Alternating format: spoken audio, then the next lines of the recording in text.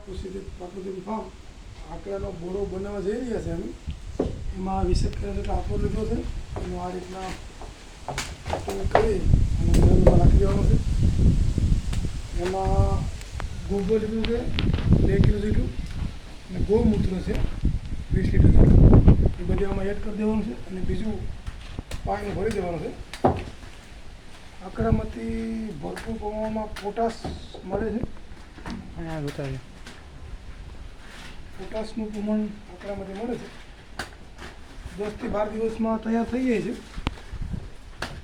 અને પિયતમાં અઢી વીઘામાં તમે આપી શકો.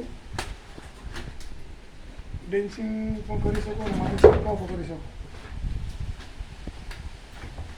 આ તૈયાર છે.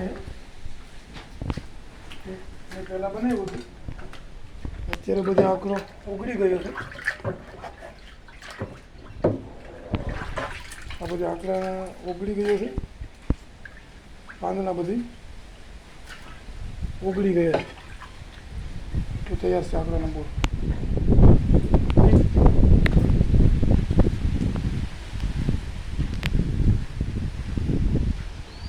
ઓકે.